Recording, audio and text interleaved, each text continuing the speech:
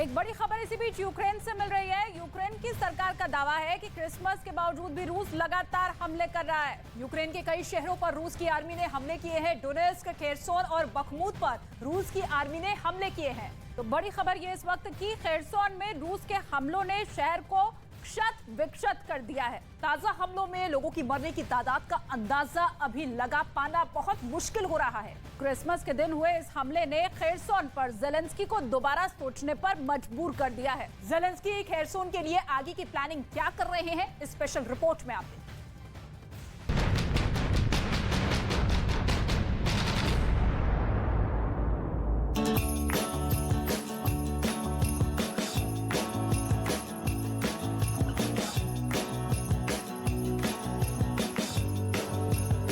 जब शांति के मसीहा के लिए दुनिया कैंडल जला रही है, जब पूरी दुनिया क्रिसमस मना रही है,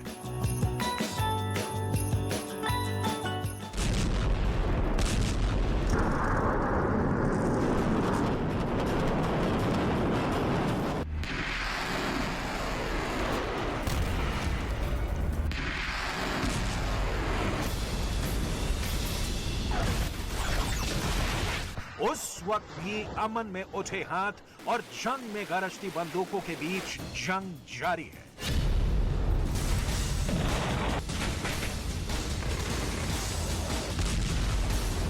खेरसोन झुलस रहा है।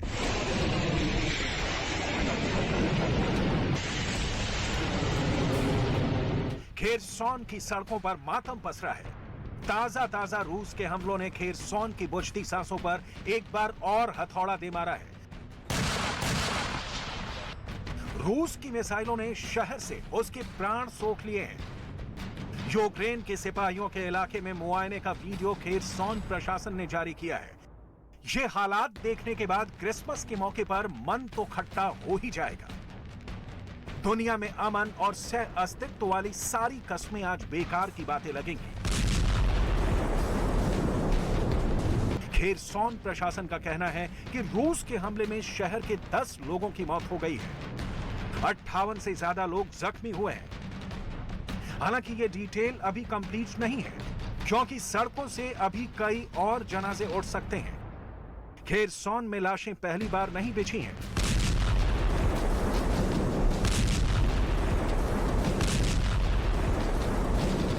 रूस के मिसाइलों की मार से खेरसोन पहली बार नहीं दहला है। पहली बार खेरसोन में खून नहीं बहा है।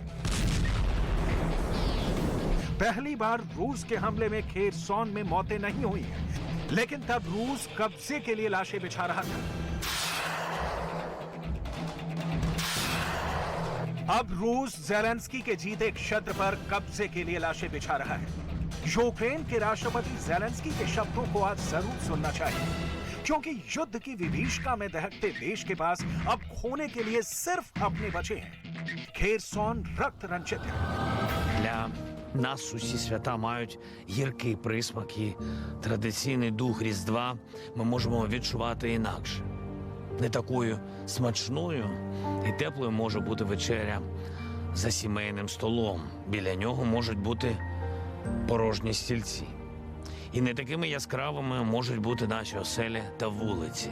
І не так гучно і надихаюче можуть лунати різдвяні дзвоники через сирени повітряної тривоги або ще гірше постріли і вибухи.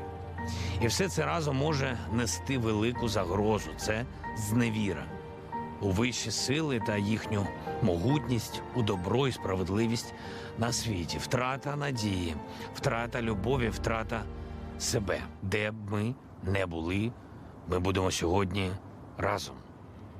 І разом подивимось у вечірнє небо. І разом згадаємо ранок 24 лютого. Згадаємо, скільки пройшли. Згадаємо Азовсталь, Ірпінь, Бучу, Краматорськ, Зміїний, Чорнобаївку.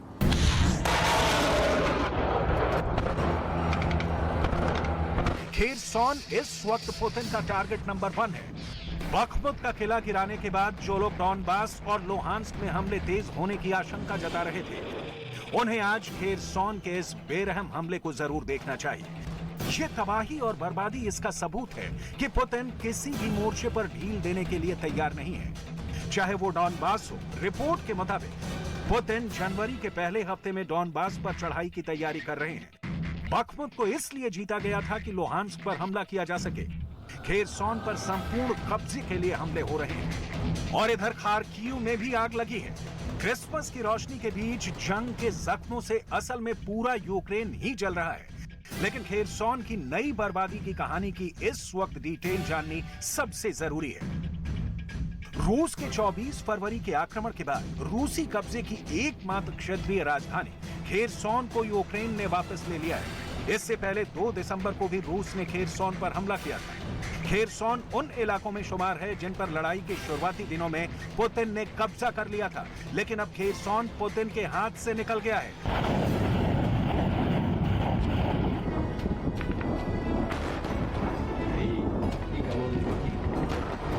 और ये पुतिन बर्दाश्त करने के लिए तैयार नहीं है, लिहाजा खेरसोन मौत के कुएं में तब्दील हो गया है। चलते फिरते लोग इस मौत के कुएं में समा रहे हैं। पुतिन इस जंग में बहुत कुछ खो चुके हैं और उनके सामने विकल्पों का घोर अभाव है।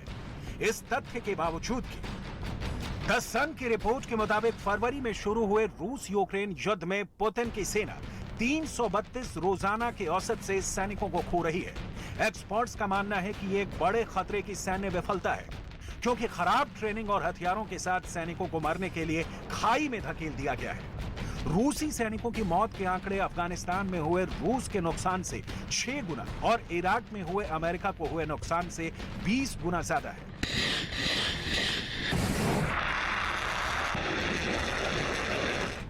लेकिन युद्ध में सेना के सिर की गिनती करते वक्त भी युद्ध में हार और जीत की एनालिसिस पहले देखी जाती है। लिहाजा पुतिन फिलहाल यूक्रेन के दावे के मुताबिक मारे गए 1 लाख सैनिकों को अभी नहीं देख रहे हैं। अभी उनकी नजर ज़ेलेंस्की के सिर पर है। ज़ेलेंस्की को सरेंडर करने के लिए मजबूर कर देने पर टिकी है और ज़ेलेंस्की है कि बिना बदला लिए नहीं मानते दिखते।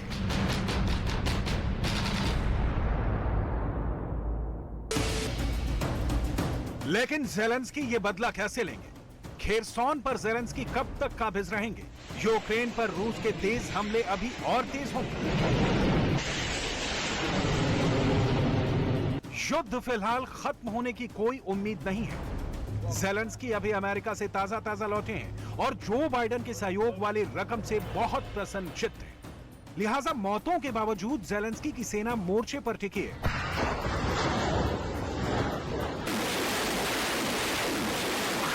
ज़ेलेंस्की अपने बंकर में एंट्री लेते ही फुल ऑन एक्टिव हो गए।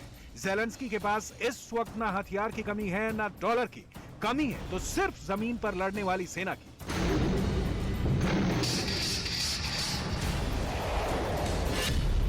ज़ेलेंस्की इसीलिए नाटो से बार-बार अपील कर रहे हैं कि उसकी सेना भी यूक्रेन की जमीन पर लड़े, लेकिन कम से कम फिलहाल तो ऐसा नहीं होता दिखता।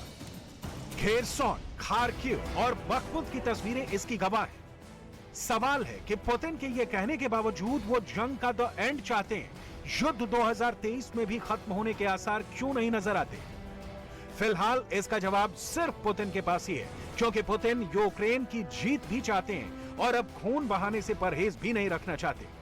ये दोनों साथ साथ नहीं हो सकते और नतीजा है कि यूक्रेन अपनी किस्मत पर रो रहा है। तुर्की के रक्षा मंत्री के इस बयान में दम दिखता है कि यह जंग आसानी से खत्म नहीं होने वाली। ये जंग 2023 में भी जारी रहेगी। तुर्की नाटो का सदस्य देश है, लेकिन तुर्की जंग के दौरान खुद को गुट निरपेक्ष साबित करने में सफल रहा है। तुर्की ने मॉस्को और कीव के बीच बातचीत की पेशकश भी की थी, हालांकि इस पेशकश का कोई रिजल्ट नहीं निकला और पुतिन की मिसाइलें अब भी यूक्रेन को बंजर और वीरान बना रही हैं। तुर्की के रक्षा मंत्री का यह बयान उस हथियार की ओर इशारा है जो जनवरी से यूक्रेन की जमीन पर एक्टिव होगा। कहा जाता है जिसका तोड़ रूस तो क्या पूरी दुनिया के पास नहीं है। यह ऐसा हथियार है जो यूक्रेन के आसमान का सबसे बड़ा पहरेदार होगा। रूस की मिसाइलें भी इस हथियार से बच नहीं पाएंगी। यह हथियार है पैट्रियट मिसाइल, लेकिन क्या रूस की ताकतवर मिसाइल इस्कंदर को भी ये पैट्रियट मिसाइल ट्रेस करके मार गिरा सकती है? आज आपको अमेरिका की पैट्रियट मिसाइल और रूस की इस्कंदर मिसाइल के बीच तुलना जरूर देखनी चाहिए। पैट्रियट एडवांस कैपेबिलिटी 3 यानी पैक 3 मिसाइल दुनिया की सबसे बेहतरीन डिफेंस सिस्टम में से एक है। पैट्रियट मिसाइल सिस्टम 3 ट्रकों के जरिए कहीं भी तैनात किया जा सकता है। Patriot missile defence system 100 kilometre दूर दुश्मन की मिसाइल को ट्रैक कर इसे नष्ट कर सकता है, जो एक साथ कई मिसाइलों को एक ही समय में गिरा सकता है। कहा जा रहा है कि रूस इस्कंदर मिसाइलों से भी यूक्रेन पर हमला नहीं कर सकेगा। मतलब पुतिन की बेचैनी की वजह है पैट्रियट की ताकत, पैट्रियट के सटीक प्रहार की खासियत और आसमान में एक कवच बनाने की शक्ति। यूक्रेन के पास नेसम्स यानी national advanced surface to air missile system है। अगर कीव में सिर्फ 2 नेसम्स एयर डिफेंस की तैनाती कर दी जाए तो यूक्रेन की राजधानी पर मिसाइल या ड्रोन से अटैक करना मुश्किल हो जाएगा। स्पेन ने यूक्रेन को made in Italy Aspide air defence system की सप्लाई की है। एस्पाइड भी मीडियम रेंज की एंटी एयरक्राफ्ट मिसाइल है। जर्मनी का आईरस-टी एयर डिफेंस सिस्टम पहले से यूक्रेन की सुरक्षा में तैनात है और अब पैट्रियट आने वाली है। यूक्रेन को ब्रिटेन से भी एयर डिफेंस मिलने वाला है। ब्रिटेन एम्ब्रम एंटी एयरक्राफ्ट मिसाइल यूक्रेन को देने वाला है। यूक्रेन पहले से भी रूस की मिसाइलों को नष्ट करता रहा है और अब उसके आसमानी ताकत में जबरदस्त इजाफा होने जा रहा है। क्या पुतिन के पास इसका कोई तोड़ है? क्योंकि रूस कह रहा है कि पैट्रियट का काट उसके पास पहले से मौजूद है और वो है इस्कंदर मिसाइल। लिहाजा इस इस्कंदर की मार और धार देख लीजिए। रूस के इस्कंदर मिसाइल सिस्टम में शॉर्ट रेंज की बैलिस्टिक मिसाइलें शामिल हैं। ये मिसाइल 480 से 700 किलो तक परमाणु और गैर परमाणु वॉरहेड को लेकर जा सकती है। इसकी मिसाइलें मैक 5.9 की स्पीड से उड़ान भर सकती हैं। इस्कंदर मिसाइल सिस्टम में अलग अलग तरीके के हथियार शामिल होते हैं।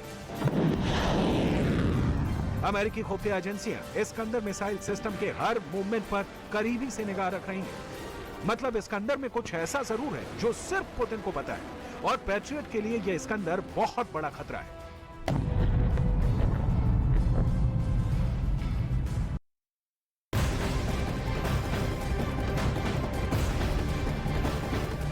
रूस के खिलाफ हर दिन यूक्रेन की सेना दम भर रही है। पश्चिमी मीडिया रिपोर्ट की माने तो यूक्रेन की सेना ने रूस के कब्जे वाले एक इलाके पर चढ़ाई कर दी है और रूस के हथियारों पर कब्जा भी कर लिया है। पिछले हफ्ते खार्किव के इस इलाके पर रूस में ताबड़तोड़ मिसाइलों के कहर बरपाया था।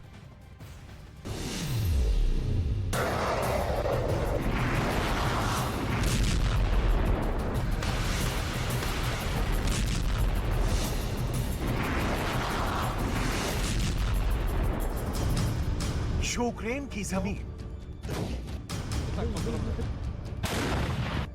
ज़ेलेंस्की के जाबाज, सेना का जश्न और रूस के हथियार।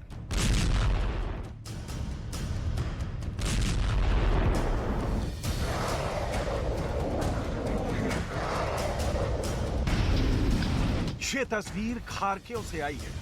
यूक्रेन की सेना का दावा है कि हर मोर्चे पर फेल होने के बाद पुतिन के पलटन इलाके को छोड़कर भाग गए तो उसके घातक हथियारों के अड्डे पर यूक्रेन के सैनिकों ने कब्जा कर लिया। रूस के टैंक का दम उनके ही खिलाफ मैदान में दिखाया, उनकी ही गोलियों से उनकी जमीन पर कहर बरसाया और बड़े दिन पर बड़ा जश्न मनाया।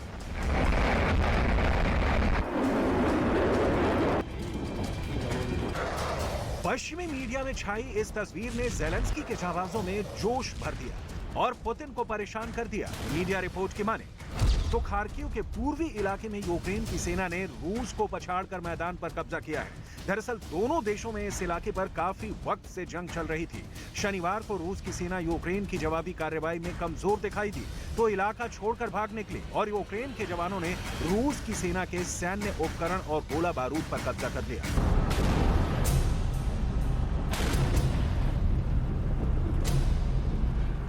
जंग को करीब 10 महीने हो चुके हैं। खार्किव के कई इलाकों में अब भी रूस और यूक्रेन में जंग जारी है। यूक्रेन के कब्जे वाले इलाकों पर रूस की सेना लगातार ही चढ़ाई की कोशिश कर रही है, लेकिन यूक्रेन की जवाबी कार्रवाई रूस के हौसलों को पस्त कर देती है।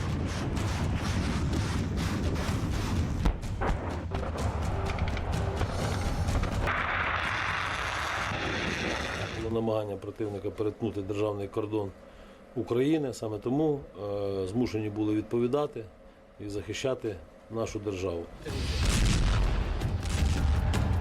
खार्किव का एक हिस्सा अब भी रूस की सेना के कब्जे में है, जिसे छीनने के लिए यूक्रेन की सेना दम लगाए है। यूक्रेन की सेना के अधिकारियों का कहना है कि सर्द मौसम यूक्रेन के सैनिकों का इम्तिहान ले रहा है, लेकिन जल्द ही रूस के कब्जे वाले इलाकों पर भी यूक्रेन का झंडा फहरेगा।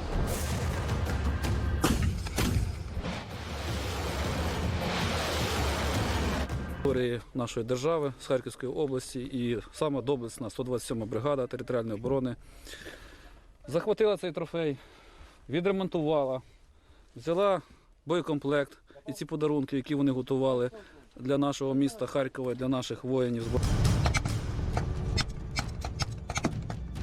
पिछले हफ्ते खार्कीव के इस इलाके पर रूस ने ताबड़तोड़ मिसाइलों से कहर बरसाया था। 13 बस्तियों पर हुई बारूदी बारिश में कई बुजुर्गों की मौत हो गई थी, जो कई दिनों तक पश्चिमी मीडिया की सुर्खियों में रही। वर्चस्व के लिए दोनों देशों के बीच जंग अब भी जारी है। मिसाइलें अब भी गरज रही हैं, टैंक अब भी दम भर रहे हैं और फाइटर जेट अब भी आग बरसा रहे हैं।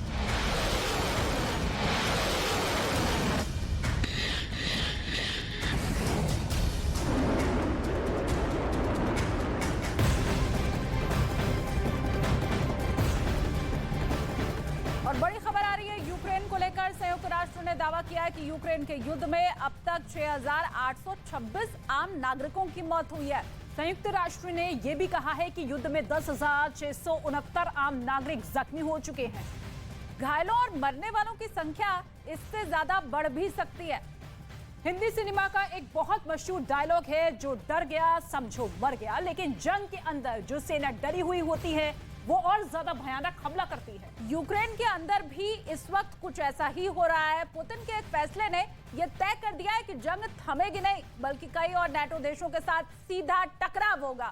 आखिर क्या है पुतिन का यह फैसला जिसने सभी को चौंका दिया है? देखिए स्पेशल रिपोर्ट में।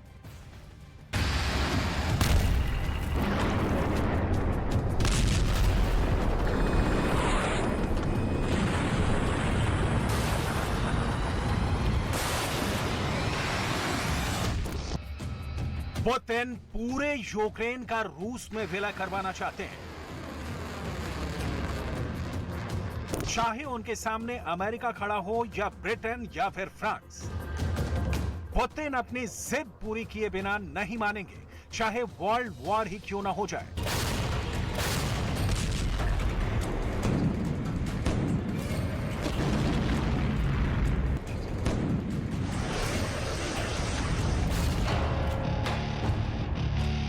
पुतिन का ख्वाब है पूरा यूक्रेन।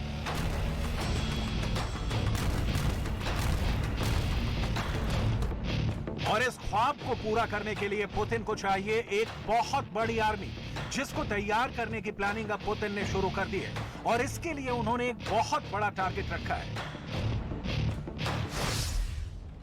यह पुतिन का टारगेट 30% है। यूक्रेन, ब्रिटेन, फ्रांस, अमेरिका की खुफिया एजेंसियों ने आखिर क्यों पुतिन के इस प्लान पर नजरें गड़ा रखी हैं? यूक्रेन के अंदर आखिर ये किस तरह की तबाही का नया प्लान है, ये आपको आगे बताएंगे। दरअसल पुतिन हमेशा अपने दुश्मनों से एक कदम आगे चलते हैं। सर्दियों में तो पुतिन की मिसाइलों ने यूक्रेन के करोड़ों लोगों का जीना मुहाल कर रखा है। और अब पुतिन ने पहले ही सर्दियों के बाद यानी वसंत महीने की वॉर प्लानिंग शुरू कर दी है। ये तैयारी इतनी जबरदस्त है, इसीलिए पुतिन के कमांडर खुद रमजान कादिरव भी चेचन्या के अंदर जबरन भर्ती करवाने में जुटे हुए हैं। अगर पुतिन और उनके कमांडर कादिरव ये आदेश दें कि सेना में भर्ती होना है, तो कोई भी उनके आदेश की नाफरमानी नहीं कर सकता है। और अगर कोई ऐसा करता है तो उसके लिए सजाए मौत मुकर्रर कर दी गई है। यूक्रेन के अंदर जंग से भाग रहे बागियों को रूस की वैगनर आर्मी लगातार सजाए मौत देने पर आमादा है।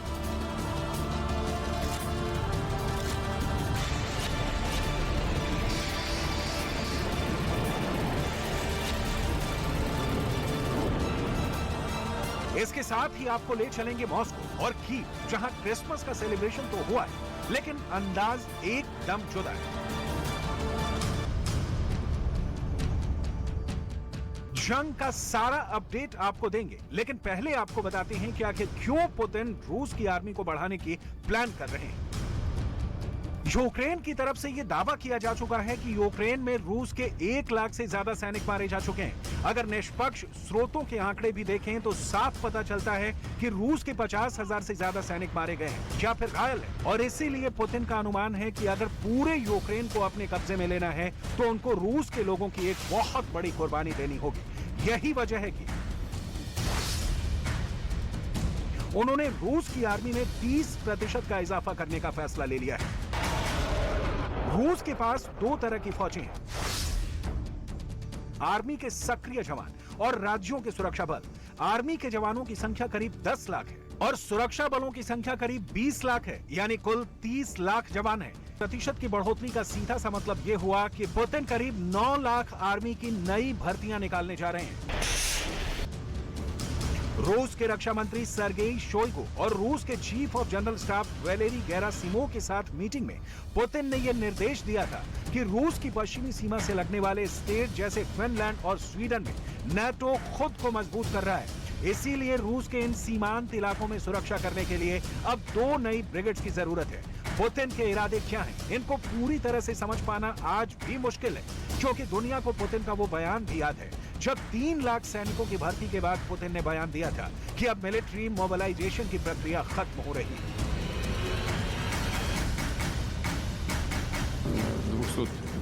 300 тысяч мобилизованных, у нас 300, уже 18 тысяч. Да. Почему 318? Потому что добровольцы идут. Количество добровольцев, оно не сокращается. Ну так вот, из них 50 тысяч, где-то около 49 тысяч, по-моему, находятся уже в войсках, выполняют боевые задачи. Все остальные пока... पुतिन ने पूरी दुनिया को बाकायदा एक प्रेस कॉन्फ्रेंस करके यही बताया था कि रूस का आर्मी मोबिलाइजेशन पूरा हो चुका है और 3 लाख की नई आर्मी तैयार की जा चुकी है। पुतिन ने यह भी दावा किया था कि रूस के और भी युवा युद्ध में भर्ती होने के लिए तैयार हैं, लेकिन अब वो आर्मी मोबिलाइजेशन की ड्राइव को बंद कर रहे हैं। लेकिन उस वक्त भी यूक्रेन के अखबारों ने जो दावा किया था उसके मुताबिक पुतिन पूरे रूस में मैंडेटरी आर्मी सर्विस यानी अनिवार्य सैन्य सेवा लागू कर रहे हैं, जिसमें रूस के सभी पुरुषों को आर्मी की सेवा में लगना होगा। तब यूक्रेन के अखबारों ने यह चौंकाने वाला खुलासा किया था कि institute for the study of war ने अपनी एक रिपोर्ट में कहा है कि रूस के लोग अनिवार्य सैन्य सेवा से बचना चाहते हैं और इस अनिवार्य सैन्य सेवा से बचने के लिए एक टेलीग्राम चैनल भी काम कर रहा है जो लोगों को कानूनी सुझाव दे रहा है कि कैसे रूस की सेना में अनिवार्य सेवा से बचा जा सकता है। इस टेलीग्राम चैनल में यह बताया जा रहा है कि रूस की सेना में जाने से बचने के लिए क्या करें। दरअसल यूक्रेन का दावा यह है कि पुतिन एक सिविल आर्मी भी तैयार करने जा रहे हैं।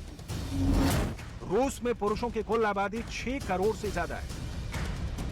दरअसल पुतिन अब यह ऐलान कर चुके हैं कि यूक्रेन में अब स्पेशल ऑपरेशन नहीं बल्कि युद्ध चल रहा है और इसीलिए इस बात की पूरी आशंका है कि रूस के अंदर गुप्त रूप से सिविल लोगों को भी आर्मी की ट्रेनिंग दी जा रही है। पुतिन कोई नई स्ट्रेटजी पर काम नहीं कर रहे, उनके दुश्मन ज़ेलेंस्की भी इसी स्ट्रेटजी पर काम कर चुके हैं। जब युद्ध शुरू हुआ तो ज़ेलेंस्की ने यह ऐलान किया था कि यूक्रेन के अंदर मौजूद सभी मर्दों को युद्ध पर जाने के लिए तैयार हो जाना चाहिए। ज़ेलेंस्की की सरकार ने यह भी ऐलान किया था कि जो भी इस मुश्किल वक्त में युद्ध से बचने की कोशिश करेगा और आर्मी में शामिल होने से कतराएगा उसको दंडित भी किया जाएगा। दरअसल चेचन्या का लीडर रमजान कादिरोव पहले ही पुतिन से यह अपील कर चुका है, रूस के सीमाई इलाकों में अनिवार्य सैन्य सेवा का कानून लागू कर दिया जाए। रमजान कादिरोव ने पहले ही इसी योजना पर काम शुरू कर दिया है। कादिरोव हमेशा चुस्त दुरुस्त और आर्मी की ड्रेस पहने हुए काफी फिट नजर आता है, लेकिन खेरसौन में रूस की आर्मी के सरेंडर के बाद कादिरोव बिल्कुल उदास शक्ल बनाए दुनिया के सामने आया था और उसने चेचन्या के लाखों लोगों को जंग के लिए सामने आने को कहा। Я призываю всех мусульман, всех кавказцев, чеченцев, вы что сидите, давайте, собирайтесь, создавайте батальоны, полки, я буду вас снабжать, одевать, вооружать, вы должны...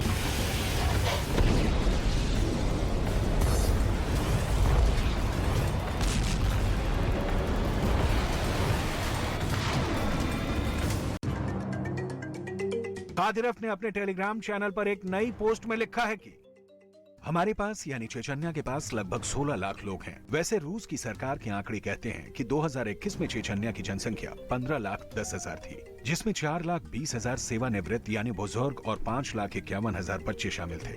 चेचन्या में जो 4 लाख बुजुर्ग हैं, उनमें से कम 3 लाख या 4 लाख वास्तव में पुरुष आबादी है, जिसे युद्ध में भेजा जा सकता है। उम्र कोई मायने नहीं रखती।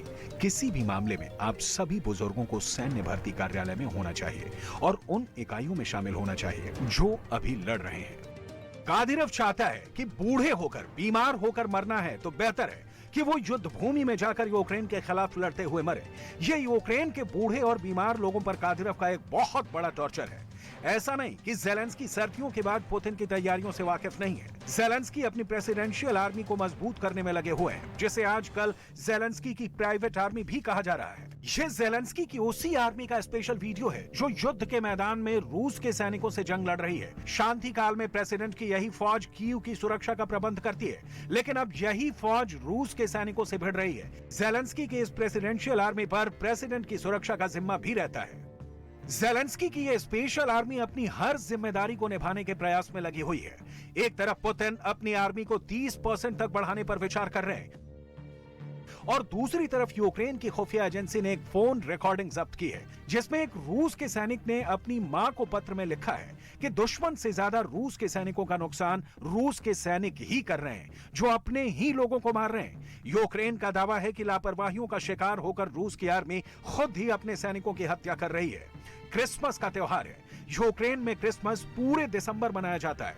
यूक्रेन के बच्चे दिसंबर के महीने में बहुत खुशियां मनाते हैं, लेकिन ये साल यूक्रेन के लिए ऐसा मातम लेकर आया है जिसने क्रिसमस मनाने की बात तो दूर, जान बचाने के लिए भी लाले पड़ रहे हैं। इस युद्ध में यूक्रेन के सैकड़ों बच्चों की मौत हो चुकी है, लेकिन दूसरी तरफ रूस के अंदर क्रिसमस की तैयारियां चल रही हैं। रूस एक शक्तिशाली देश है, इसीलिए रूस के बच्चे आराम से क्रिसमस मना रहे हैं, लेकिन ऐसी किस्मत यूक्रेन के बच्चों की नहीं है। वहीं बर्फ जो यूक्रेन के अंदर मिसाइल की तरह लोगों को तड़पा रही है, उसी बर्फ को रूस के बच्चे खिलौने की तरह खेल रहे हैं।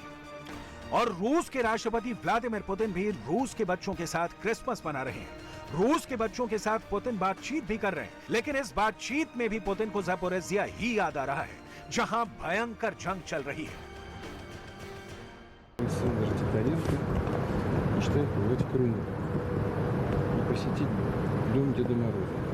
Запорожская область. 8 лет. Отлично. Так мы сделаем. Это не сложно. Агата Бухова. Курганская область. Мечтают увидеть северное сияние, прокатиться на линии. Вот, то есть здорово. Молодец какая. ये क्रिसमस यूक्रेन के लिए तबाही लेकर आया है। अगर ये युद्ध वसंत में भी जारी रहता है तो दुनिया की अर्थव्यवस्था को और भी ज्यादा नुकसान हो सकता है।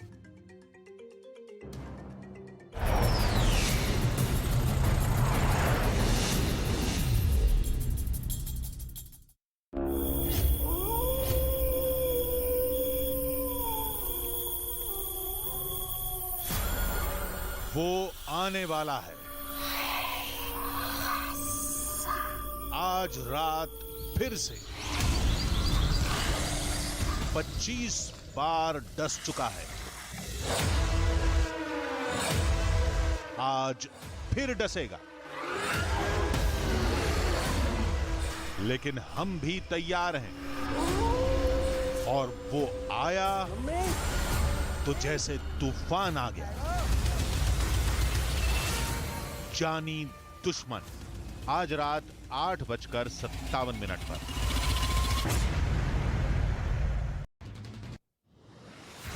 सामने आई एक्टर तुनिशा की पोस्टमार्टम रिपोर्ट। गले में फंदा लगाने की वजह से हुई मौत। पुलिस सूत्रों के मुताबिक आरोपी शिजान नहीं कर रहा है जांच में सहयोग।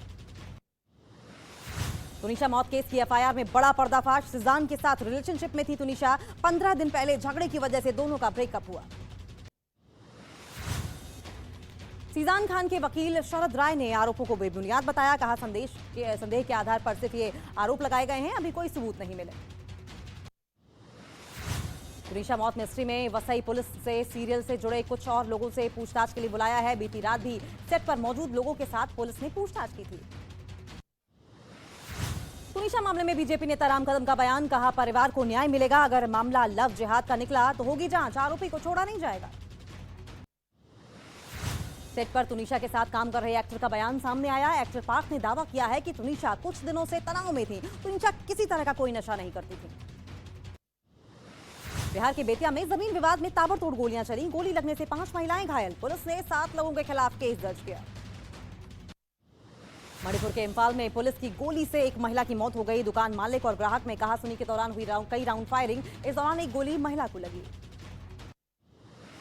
मध्य प्रदेश के सागर में एक लड़के की कार से कुचलकर हत्या की गई। राजनीतिक रंजिश में हत्या का आरोप। नाराज परिजनों ने सड़क पर शव रखकर प्रदर्शन किया। उत्तर प्रदेश के चंदौली में सड़क पर एक लड़का मोटरसाइकिल से स्टंट करता नजर आया और इस दौरान मोटरसाइकिल पर डांस भी करता दिखा। वीडियो सोशल मीडिया पर वायरल हो गया। भोपाल में 3 महिलाओं ने बुर्के की आड़ में एक दुकान में चोरी की। 27 अंगूठियां लेकर फरार हुई महिलाएं। चोरी की वारदात सीसीटीवी में रिकॉर्ड। पंजाब के लुधियाना में एक आदमी गली के कुत्तों पर बंदूक चलाता नजर आया। कुत्तों का शेल्टर होम तोड़ने का आरोप। पुलिस आरोपी की तलाश में जुटी। उत्तर प्रदेश के चित्रकूट में नशे की हालत में 50 फीट गहरे कुएं में गिरा एक आदमी। पुलिस ने रस्सी के सहारे रेस्क्यू कर उसे बाहर निकाला। जम्मू कश्मीर के बारामूला में सुरक्षा बल को कामयाबी। उरी में भारी मात्रा में हथियार बरामद। सेना ने 8 AK-47, AK-74 राइफल को बरामद किया। 12 चीनी पिस्टल भी बरामद की गई। छत्तीसगढ़ के सुकमा में सीआरपीएफ को बड़ी कामयाबी मिली है। जवानों ने बाजार के पास से आईडी बरामद किया। जवानों को नुकसान पहुंचाने के लिए लगाए गए थे आईडी। बिहार के दरभंगा एयरपोर्ट पर एक संदिग्ध यात्री गिरफ्तार किया गया है। उसके पास से एक मैगजीन, 3 जिंदा कारतूस बरामद किए गए। गिरफ्तार यात्री दरभंगा से मुंबई जा रहा था। मध्य प्रदेश के इंदौर में कारोबारी की चाकू मारकर हत्या कर दी गई। हत्या करने के बाद 10 लाख रुपए लेकर फरार हुए अपराधी। पुलिस मामले की जांच में जुटी। उत्तर प्रदेश के मथुरा में पुलिस और बदमाशों में मुठभेड़ हुई। पुलिस की गोली लगने से एक बदमाश घायल हुआ। पुलिस ने गिरफ्तार बदमाश से हथियार और मोटरसाइकिल बरामद किए। बिहार के भागलपुर में पुलिस ने शराब तस्करों के खिलाफ बड़ी कार्रवाई की है। जमीन खोदकर हजारों लीटर देशी शराब बरामद की गई। बरामद शराब को पुलिस ने नष्ट किया। उत्तर प्रदेश के मुरादाबाद में सोशल मीडिया पर विवादित पोस्ट करने पर आदमी गिरफ्तार। पोस्ट में दूसरे धर्म के खिलाफ विवादास्पद टिप्पणी की गई थी, जिसके बाद लोग आक्रोशित थे। गुजरात की सूरत में सामूहिक विवाह का आयोजन किया गया, जिसमें 300 जोड़ों की शादी हुई। समारोह में मुख्यमंत्री भूपेंद्र पटेल भी शामिल हुए। महाराष्ट्र के नागपुर में 5000 किलो मिक्स वेज भाजी बनाई गई। 1200 छात्रों के साथ मिलकर शेफ ने मिक्स वेज भाजी बनाई। शेफ ने कहा, सद्भाव वाली सब्जी करी तैयार। छत्तीसगढ़ के बीजापुर में यात्रियों से भरी बस पलट गई। हादसे में 2 लोगों की मौत हो गई, जबकि 20 लोग घायल हुए। उत्तर प्रदेश के सिद्धार्थनगर में एक बस अनियंत्रित होकर पलटी। हादसे में 20 से ज्यादा यात्री घायल हुए। घायल यात्रियों का इलाज अस्पताल में जारी। पहाड़ी इलाकों में बर्फबारी के बीच उत्तर भारत में कड़ाके की ठंड जारी। दिल्ली में 48 घंटे सताएगी शीतलहर। मौसम विभाग ने बारिश का अलर्ट किया जारी। दिल्ली में ठंड का प्रचंड प्रहार जारी। शीतलहर की वजह से दिल्ली में पारा 5.3 डिग्री तक लुढ़का। घनी कोहरे की वजह से लोगों को हो रही है परेशानी। उत्तर प्रदेश के पीलीभीत में जंगल से भटक कर रिहायशी इलाके में घुसा बाघ। गांव में बाघ घुसने से 15 दिनों से लोगों में दहशत। वन विभाग की टीम बाघ के रेस्क्यू में जुटी। साल के आखिरी मन की बात कार्यक्रम में पीएम मोदी का संबोधन। पीएम ने कहा, 2022 में हर क्षेत्र में भारत का दमखम दिखा। कोरोना को लेकर पीएम ने की लोगों से सावधानी बरतने की अपील।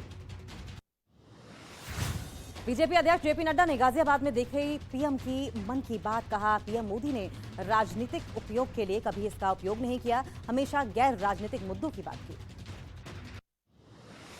पूर्व प्रधानमंत्री अटल बिहारी वाजपेयी की जन्म जयंती आज। प्रधानमंत्री मोदी ने अटल समाधि जाकर उनको श्रद्धा सुमन अर्पित किए। राष्ट्रपति ने भी दी श्रद्धांजलि। संसद भवन परिसर में अटल बिहारी वाजपेयी और मदन मोहन मालवीय को श्रद्धांजलि दी गई। प्रधानमंत्री मोदी ने नमन किया। लोकसभा के स्पीकर और राज्यसभा के उपाध्यक्ष के अलावा दोनों सदनों के सदस्यों ने प्रार्थना सभा में हिस्सा लिया। लखनऊ में अटल बिहारी वाजपेयी की जयंती पर कवि सम्मेलन का आयोजन किया गया। सम्मेलन में सीएम योगी शामिल हुए। योगी ने वाजपेयी जी को भारतीय राजनीति का अपराजेय योद्धा बताया। अटल बिहारी वाजपेयी की जयंती पर गांधीनगर में सुशासन दिवस कार्यक्रम का आयोजन किया गया। सीएम भूपेंद्र पटेल कार्यक्रम में शामिल हुए। भूपेंद्र पटेल ने अटल जी को श्रद्धांजलि दी। हिमाचल प्रदेश विधानसभा में नेता प्रतिपक्ष होंगे पूर्व सीएम जयराम ठाकुर। बीजेपी विधायक दल की बैठक में हुआ फैसला। उत्तर प्रदेश के प्रयागराज में डिप्टी सीएम केशव प्रसाद मौर्य ने बाघ मेले में तैयारी का जायजा लिया। माघ मेले को लेकर तैयारियां पुरजोर की गई थी। कोरोना को देखते हुए डिप्टी सीएम ने अधिकारियों को कई निर्देश दिए। चीन में कोरोना से मचा हाहाकार। एक दिन में 3 करोड़ 70 लाख लोगों के संक्रमित होने की आशंका। मरीजों से अस्पताल खचाखच भरे। अंतिम संस्कार के लिए 3 दिन का इंतजार। चीन में कोरोना आउट ऑफ कंट्रोल हो गया है। बीजिंग में हालात खराब होने के बाद कोल्ड स्टोरेज में शव रखे जा रहे हैं। एक कोल्ड स्टोरेज में करीब 15,000 शवों को रखा गया। चीन में कोरोना से हो रही मौत के आंकड़े बहुत तेजी के साथ बढ़ रहे हैं। बीजिंग के एक मस्जिद का वीडियो सामने आया है जिसमें शवों के ढेर लगे हुए हैं। चीन के जिंगांगसू प्रांत में भी कोरोना से हाहाकार मचा हुआ है। एक अस्पताल से आई डरावनी तस्वीर, चारों तरफ दिखा लाशों का अंबार। चीन में कोरोना तबाही मचा रहा है। अस्पताल में लोग इलाज के लिए तड़प रहे हैं। वहीं चीन सरकार ने कोरोना के आंकड़े देने से साफ इनकार कर दिया। पूरे देश में आज मनाया जा रहा है क्रिसमस का त्योहार। गिरजाघरों में शुरू हुई प्रार्थना सभाएं। पीएम मोदी ने ट्वीट कर क्रिसमस की बधाई दी। कोरोना के बीच दुनिया भर में आज क्रिसमस का त्योहार बड़ी धूमधाम से मनाया जा रहा है। वेटिकन सिटी से लेकर देश भर के गिरजाघरों में आधी रात को हुई प्रार्थना। केरल के एर्नाकुलम में क्रिसमस के मौके पर सेंट मैरी कैथेड्रल बेसिलिका में सामूहिक प्रार्थना को लेकर 2 गुटों में झड़प हुई। दोनों गुटों में विरोध को देखते हुए पुलिस ने चर्च को खाली कराया। जंग के बीच यूक्रेन के मारियोपोल के एक चौक पर रूसी सेना के अधिकारियों ने बड़ा क्रिसमस ट्री लगाया। 20 मीटर ऊंचे क्रिसमस ट्री को रूस के सेंट पीटर्सबर्ग से लाया गया था। फ्रांस की राजधानी पेरिस में हिंसक प्रदर्शन जारी। सरकारी संपत्ति को नुकसान पहुंचाते नजर आए प्रदर्शनकारी। शूटिंग के दिन आपको बता दें कि 3 लोगों की मौत हुई। गुस्से में लोग दिखाई दिए। अफगानिस्तान की महिलाओं को लेकर तालिबान सरकार ने एक और नया फरमान जारी किया। वहां महिलाओं की नौकरी पर बैन लगा दिया गया है। विरोध में कुछ महिलाएं सड़क पर उतरकर भी विरोध जताती नजर आई। अमेरिका में बर्फीले तूफान ने लोगों की मुश्किलें बढ़ा दी हैं। घर से लेकर सड़क पर बर्फ की मोटी सफेद चादर जम गई है। सड़क पर फिसलन की वजह से भीषण जाम लग गया है। मीरपुर टेस्ट में भारत ने बांग्लादेश को 3 विकेट से हरा दिया है। श्रेयस अय्यर और आर अश्विन ने 8वें विकेट के लिए 71 रन की अटूट साझेदारी की और इसी जीत के साथ ही भारत ने सीरीज पर 2-0 से कब्जा कर लिया।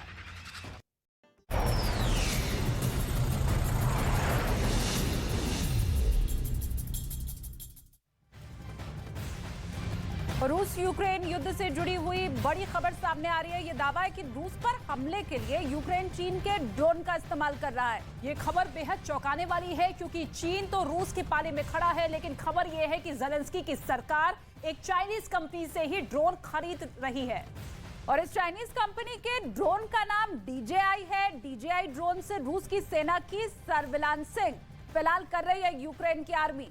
तो ऐसे में सवाल यह है कि क्या यूक्रेन की सेना के पास ऐसे हथियार पहुंच चुके हैं जो रूस की सेना का काल बन रहे हैं?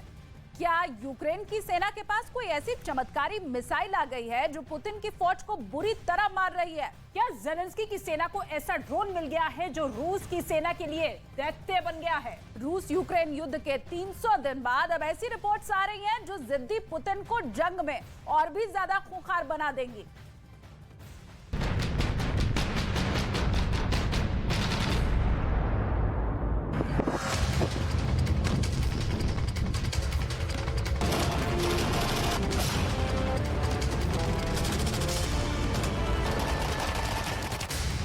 रूस यूक्रेन जंग के 300 दिन बाद ज़ेलेंस्की कैसे दावा कर रहे हैं कि पुतिन के रूस का अंत करीब है?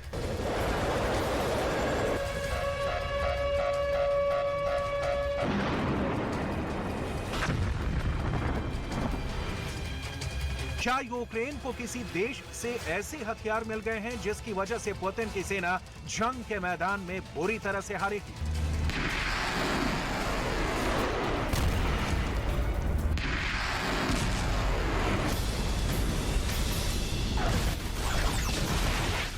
आखिर क्या है यूक्रेन की सेना का ऑपरेशन पॉइंट ब्लैंक, जिसे लेकर राष्ट्रपति पुतिन टॉप जनरलों के साथ बंकर में मीटिंग कर रहे हैं? क्या वाकई में नेटो ने यूक्रेन में रूस के खिलाफ कोई बहुत घातक हथियार उतार दिया है?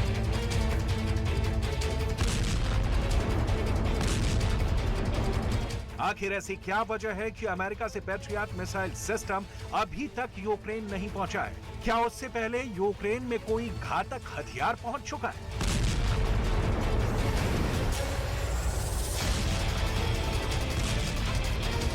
तीन 300 दिन बाद रूस और यूक्रेन की जंग में अब ताकत के साथ साथ जबरदस्त तकनीक का इस्तेमाल होने लगा है।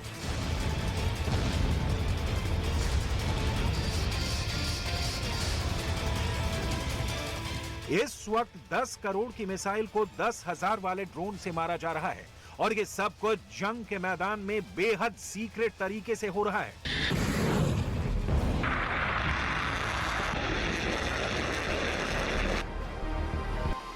आखिर क्या है यूक्रेन के पास वो एआई तकनीक जो DJI ड्रोन जिसने जंग के मैदान में रूसी सैनिकों की लाशों के अंबार लगा दिए थे।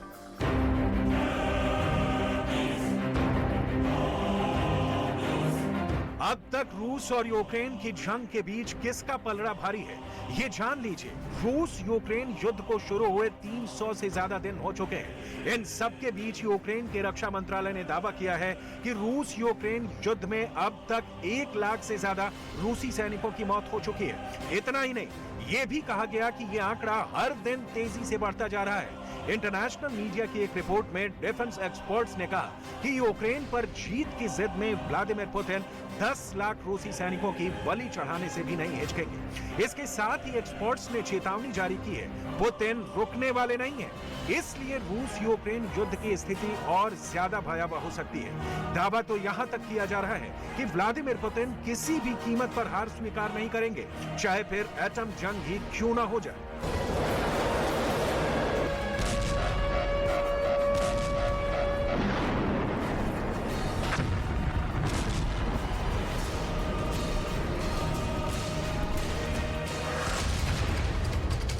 अब सवाल उठता है कि बेतहाशा फौजी ताकत, टैंक, तोप और मिसाइलों के बावजूद रूस 300 दिन बाद भी जीत क्यों नहीं पा रहा। इस सवाल का जवाब भी मिलने लगा है। अब यूक्रेन के सीक्रेट वेपन और जंग के तौर तरीकों का पता चला है।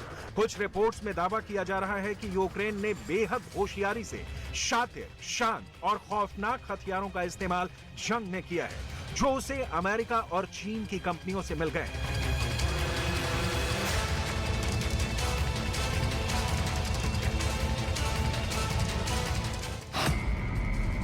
रूस का खार एआई तकनीक प्लस DJI ड्रोन। अमेरिका की एआई तकनीक और चीन का DJI ड्रोन रूस पर बहुत भारी पड़ रहा है। अमेरिकी टेक फर्म पलांटिर की बेहद एडवांस एआई तकनीक ने यूक्रेन के हथियारों को बेहद घातक और अचूक बना दिया। एआई का उन्नत सॉफ्टवेयर यूक्रेन के तोप, टैंक और मिसाइलों के लिए ब्रह्मास्त्र साबित हो रहा है। एआई के सॉफ्टवेयर की मदद से यूक्रेन ने रूस के तोपखाने, रॉकेट आर्मी और सेना के सप्लाई वाहनों पर बेहद सटीक निशाना लगा रहे हैं। यानी जंग के मैदान में रूस की ताकत यूक्रेन की तकनीक के सामने बौनी साबित हो रही है। यूक्रेनियन जो कर रहे हैं वो पूरी तरह से अलग है। यूक्रेनी सेना डिजिटल सेना की तरह जंग कर रही है, जबकि रूसी सेना एक एनालॉग सेना की तरह नक्शों और संकेतों के आधार पर हमले कर रही है। इसीलिए जंग के मैदान में रूसी सेना पर यूक्रेनी सेना भारी पड़ रही है। इसके अलावा चीनी कंपनी के द्वारा बनाए गए DJI ड्रोन रूस की सेना के लिए दैत्य साबित हो रहे हैं। यूक्रेन दावा कर रहा है कि खिलौने की तरह दिखने वाले चीनी ड्रोन से उन्होंने रूसी सेना के बंकर, सेना की पोजीशन और टैंक और मिसाइलों की तैनाती की इतनी सटीक जानकारी हासिल की कि पलक झपकते ही उन्हें यूक्रेन के घातक हथियारों ने तबाह कर दिया।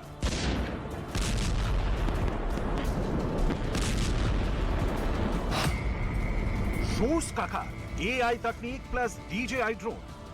यूक्रेन ने 1 किलोग्राम से कम वजन वाले चीनी ड्रोन माविक को बहुत बड़ी तादाद में जंग में उतार दिया है। यूक्रेनियन सेना के लिए चीनी DJI ड्रोन हमलावर रूसी सेना को पीछे हटाने का सबसे पसंदीदा हथियार बन गया है। चीनी ड्रोन माविक हल्के हैं, लगभग 45 मिनट में 10 किलोमीटर उड़ सकते हैं और सटीक जानकारी भेज सकते हैं। कहा तो यहां तक जा रहा है कि अमेरिका की एआई तकनीक और चीन के DJI ड्रोन की वजह से यूक्रेन ने जंग में रूसी सेना को धूल चटा दी है।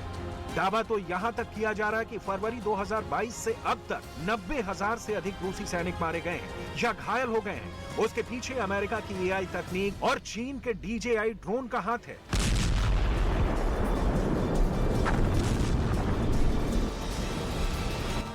यूक्रेन के डिफेंस एक्सपर्ट साफ मानते हैं कि रूस के पास बेशुमार सैन्य ताकत है, लेकिन तकनीक इस्तेमाल करने में रूसी सैनिक यूक्रेनी सैनिकों की तुलना में बेहद अनाड़ी हैं और इसीलिए जंग में रूसी सेना बहुत बड़ी संख्या में मारी जा रही है और इसी को लेकर पुतिन बौखलाए हुए हैं। यही वजह है कि पुतिन ने क्रिसमस और नए साल के मौके पर भी जंग नहीं रोकने का फैसला किया है।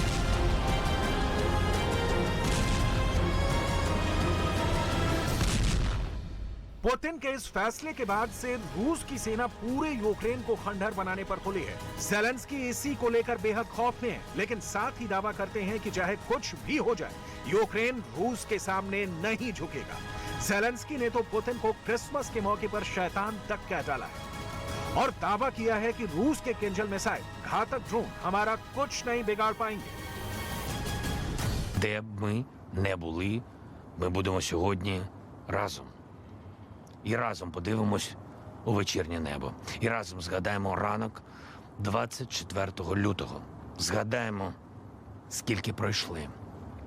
Згадаємо Азовсталь, Ірпінь, Бучу, Краматорськ, Зміїний, Чорнобаївку, Ізюм, Херсон. Ми згадаємо бажання одне на всіх і відчуємо радість. Одну на всіх і зрозуміємо істину одну на всіх про те, що жодні дрони камікадзе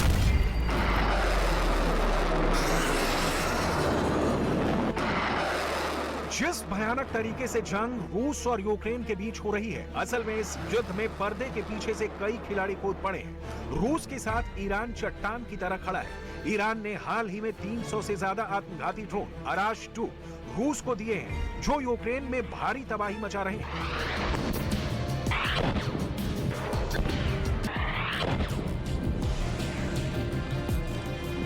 ईरान के अराश 2 की मारक क्षमता 2000 किलोमीटर तक है, जो रूस के लिए मास्टर स्ट्रोक साबित हो रहा है। तो वहीं यूक्रेन के पास नेटो और पश्चिमी देशों के ऐसे घातक हथियार हैं जो तकनीक और तबाही के मामले में बेहद शानदार प्रदर्शन कर रहे हैं। और यही वजह है कि यूक्रेन बार बार दावा कर रहा है कि हमने रूस की ताकत को तकनीक से हराया है।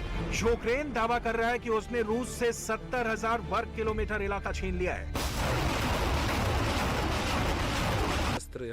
Віджата у російського окупанта, який драпав з території нашої держави, з Харківської області, і саме доблесна 127 бригада територіальної оборони захватила цей трофей, відремонтувала, взяла боєкомплект і ці подарунки, які вони готували для нашого міста Харкова, для наших воїнів Збройних сил України. І зараз віддасть ці подарунки їм. यानी इस वक्त यूक्रेन के अंदर सिर्फ यूक्रेनी फौज रूस से नहीं लड़ रही, बल्कि यूक्रेन के साथ साथ नेटो की मिलिट्री यूनिट भी सक्रिय हो चुकी है। खुद रूस नेटो पर अब आरोप लगा रहा है कि नेटो यूक्रेन की जंग में आग में घी का काम कर रहा है। Призыва граждан с 18 до 21 года, а предельный повысить до 30 лет. Обеспечить возможность по желанию граждан поступать на военную службу по контракту или быть призванными с первого дня прихода на службу. Создать 2 межвидовых стратегических территориальных объединения вооруженных сил Московский и Ленинградский военные округа. जंग में 300 दिन से टिके यूक्रेन के लिए ये बहुत बड़ी बात है कि वो जिद्दी पुतिन के रूस से सामना कर रहा है। लेकिन ये भी सच है कि अमेरिका, ब्रिटेन और नेटो में शामिल 30 देश यूक्रेन में एक से एक घातक हथियार पहुंचा रहे हैं। यूक्रेन को बहुत जल्द बेहद एडवांस पैट्रियट मिसाइल मिलने जा रही है, जो रूस पर बहुत भारी पड़ सकती है। पैट्रियट एडवांस कैपेबिलिटी 3 यानी पैक-3 मिसाइल दुनिया की सबसे बेहतरीन डिफेंस सिस्टम में से एक है। पैट्रियट मिसाइल सिस्टम 3 ट्रकों के जरिए कहीं भी तैनात किया जा सकता है। Patriot missile defence system 100 kilometre दूर दुश्मन की मिसाइल को ट्रैक कर इसे नष्ट कर सकता है। सतह से हवा में मार करने वाली ये बेहतरीन मिसाइल सिस्टम है। ये मिसाइल सिस्टम दुश्मन की बैलिस्टिक मिसाइल, क्रूज मिसाइल और लड़ाकू विमानों को पल भर में मार गिराने में सक्षम है। यही वजह है कि रूस बार बार नेटो को धमकी देने लगा है। पुतिन के करीबी दिमित्री मेदवेदेव ने कहा है कि पैट्रियट दिया गया तो रूस नेटो देशों पर अटैक कर देगा। पैट्रियट की तैनाती का सीधा मतलब है कि रूस की कोई भी मिसाइल यूक्रेन की जमीन को छू नहीं सकती, वायुसेना हमला नहीं कर सकती और ईरान से खरीदे गए ड्रोन यूक्रेन बॉर्डर में दाखिल नहीं हो सकते। लेकिन सवाल यह भी है कि आखिर अमेरिका यूक्रेन को कब तक पैट्रियट मिसाइल सिस्टम देगा, क्योंकि पुतिन ने तो क्रिसमस से लेकर नए साल पर भी भयानक हमले का ऐलान किया हुआ है और इसी को लेकर ज़ेलेंस्की खौफ में है। Для нас усі свята мають гіркий присмак і традиційний дух Різдва ми можемо відчувати інакше. Не такою смачною і теплою може бути вечеря за сімейним столом. Біля нього можуть бути порожні стільці. І не такими яскравими можуть бути наші оселі та вулиці. І не так гучно і надихаюче можуть лунати різдвяні дзвоники через сирени повітряної тривоги або ще гірше постріли. भले ही यूक्रेन और नाटो दावा कर लें कि पुतिन का रूस जंग में हार रहा है, लेकिन यह भी जान लें कि अगर रूस हार रहा है तो जंग और भी भयंकर होगी। जानकारों के मुताबिक पुतिन जंग में खून बहाने से पीछे नहीं हटेंगे। डिफेंस एक्सपर्ट्स का दावा है यूक्रेन में हो रही मौतों की वजह से पुतिन को कमजोर नहीं समझा जा सकता है। रिपोर्ट में दावा किया गया है कि फरवरी में शुरू हुए रूस यूक्रेन युद्ध में पुतिन की सेना के 332 सैनिक औसतन रोज मारे जा रहे हैं। रूसी सैनिकों की मौत के आंकड़े अफगानिस्तान में रूस को हुए नुकसान से 6 गुना ज्यादा है, जबकि इराक में अमेरिका को हुए नुकसान से 20 गुना ज्यादा है। यानी पुतिन यूक्रेन में 10 लाख रूस के सैनिकों का खून बहाने के लिए तैयार है। यानी ये जंग अब और भी घातक होने जा रही है। भले ही यूक्रेन के पास एडवांस और घातक हथियार हों, लेकिन पुतिन की खूंखार सेना किसी भी कीमत पर यूक्रेन को जीतने के लिए बहुत आगे निकल चुकी है, जहां से वापसी का अब कोई रास्ता नहीं है।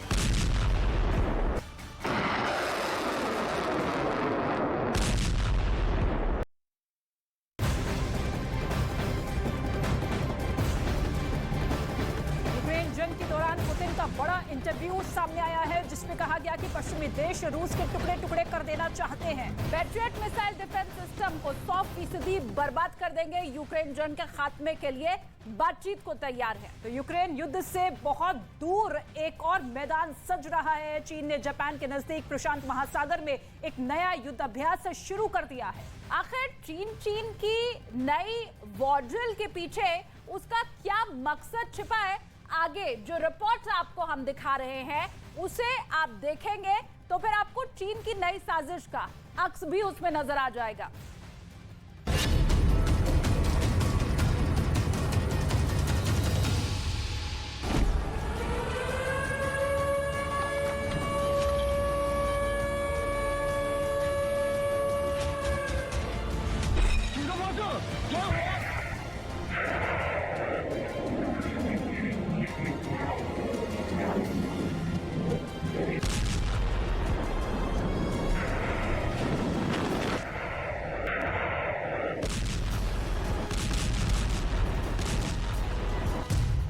कोरोना संकट के बीच चीन की नई चालबाजी।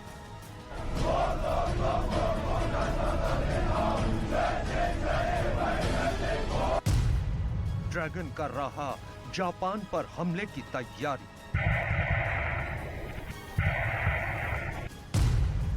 पीएलए कर रही जापान के पास युद्धाभ्यास। समुराई करेगा ड्रैगन विनाश। एक तरफ चीन कोरोना संकट से बेहाल है। चीन सरकार लगातार कोरोना से जुड़ी हर खबर को सेंसर कर रही है और दूसरी तरफ वो ताइवान और जापान को लेकर लगातार आक्रामक रुख अख्तियार किए हुए है।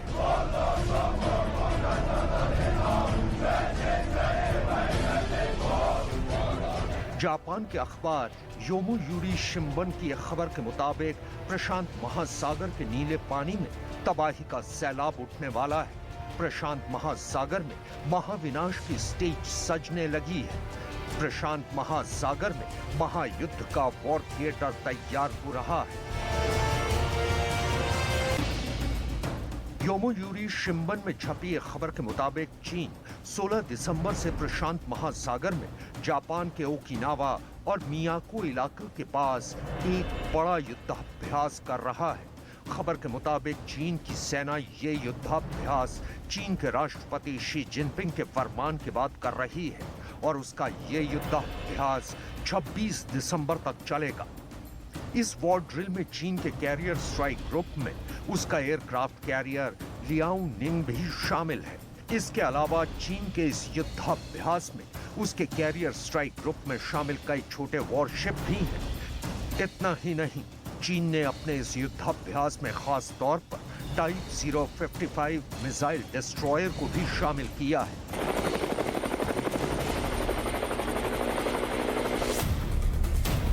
रक्षा विशेषज्ञों का मानना है कि जापान के नानसेई द्वीप श्रृंखला के पास चीन ये युद्धाभ्यास कर उसे एक कड़ा मैसेज देने की कोशिश कर रहा है। खबर के मुताबिक इस युद्धाभ्यास के दौरान 17 दिसंबर को चीन की नौसेना के वॉरशिप जापान के ओक्डाइटो द्वीप से सिर्फ 260 किलोमीटर की दूरी पर थे और ये इलाका सुरक्षा के लिहाज से जापान के लिए कितना अहम है, इसे ऐसे समझिए। इस इलाके से चीन की वायुसेना के लड़ाकू विमान जापान के नानसेई द्वीप श्रृंखला पर महज 5 से 10 मिनट में पहुंचकर उस पर बमबारी कर सकते हैं। खबर के मुताबिक 17 दिसंबर के युद्धाभ्यास के दौरान एयरक्राफ्ट कैरियर लियाओनिंग से 130 टेक ऑफ और लैंडिंग हुई। इनमें चीन की वायुसेना के 60 फाइटर जेट और 70 जंगी हेलीकॉप्टर शामिल थे। इतना ही नहीं, चीन ने इस वॉर एक्सरसाइज के दौरान नानसेई द्वीप पर हमले का अभ्यास भी किया। दरअसल नानसेई द्वीप श्रृंखला जापान और ताइवान के ठीक बीच में है, लिहाजा सुरक्षा के लिहाज से ये इलाका जापान और ताइवान दोनों के ही लिए बेहद अहम है। इस इलाके से ताइवान महज 110 किलोमीटर की दूरी पर है। जापान के अखबार योमियोरी शिंबन की खबर के मुताबिक अपने युद्धाभ्यास के दौरान चीन ने ताइवान पर पिंसर अटैक स्ट्रेटेजी के तहत उसके पूर्व और पश्चिम से हमला करने का भी अभ्यास किया। चीन 26 दिसंबर तक इस इलाके में अपना ये युद्धाभ्यास जारी रखेगा। इसके अलावा भी पिछले एक लंबे वक्त से जापान और चीन के बीच सेनकाकू द्वीप श्रृंखला को लेकर विवाद चल रहा है। सेनकाकू द्वीप श्रृंखला में 7 छोटे द्वीप शामिल हैं।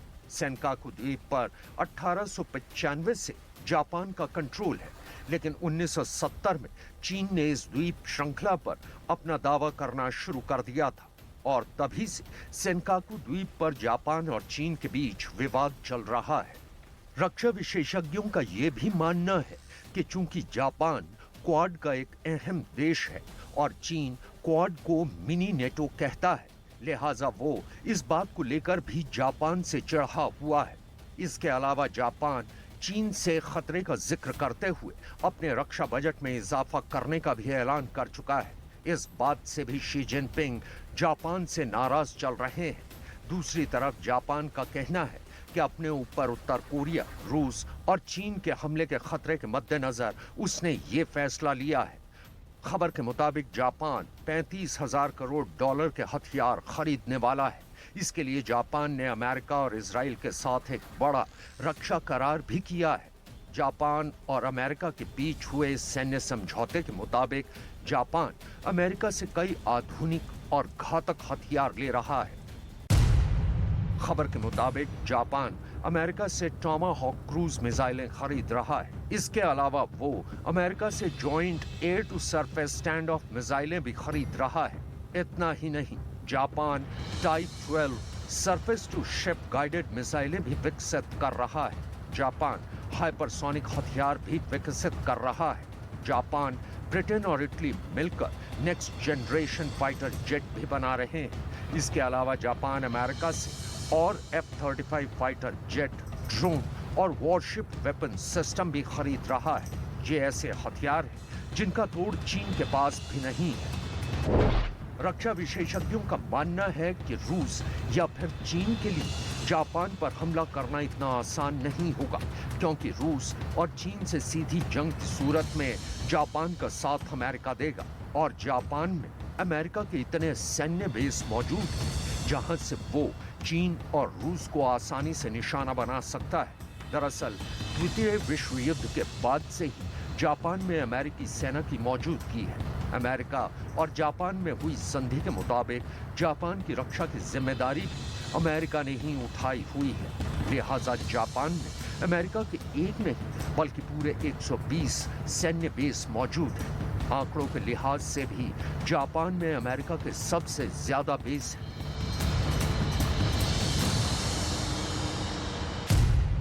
पेंटागन की एक रिपोर्ट के मुताबिक जापान में अमेरिका ने अपनी नौसेना, वायुसेना और थल सेना के 53,700 जवान तैनात किए हुए हैं।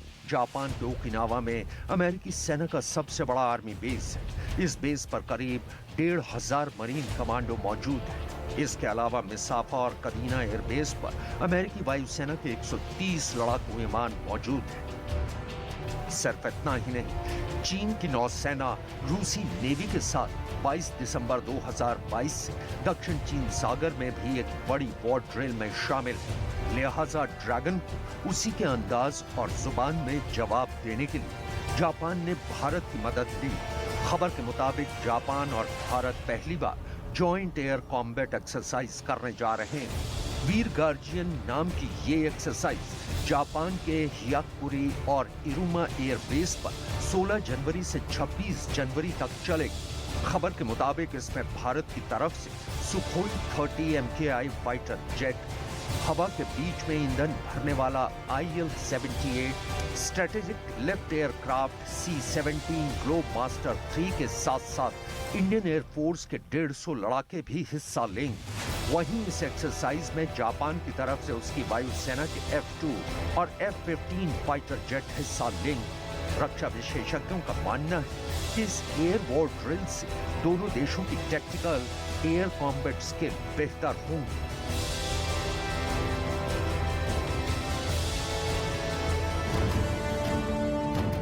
भारत और जापान के बीच ये पहला संयुक्त हवाई युद्धाभ्यास होगा। दोनों देशों की आर्मी और नेवी तो संयुक्त युद्धाभ्यास करती आई है। सितंबर 2022 में जिमेक्स यानी Japan India maritime bilateral exercise हुई थी। इसमें जापान की नेवी ने मार्च 2022 में विशाखापट्टनम में हुए एक बहुराष्ट्रीय मिलन नौसैनिक अभ्यास में भी हिस्सा लिया था। मतलब साफ है कि जापान और भारत ने मिलकर एक बार फिर ड्रैगन को भी लाउड एंड क्लियर मैसेज देने का इरादा बना लिया है। वैसे भी हिंद प्रशांत महासागर इलाके में क्वाड के ये दोनों देश यानी जापान और भारत चीन का मुकाबला करने के लिए तैयार खड़े हैं। भारत और जापान के बीच पहली एयर कॉम्बैट एक्सरसाइज चीन को एक सीधा संदेश है कि अगर उसने किसी भी तरह की कोई हिमाकत करने की कोशिश की तो उसकी खैर नहीं।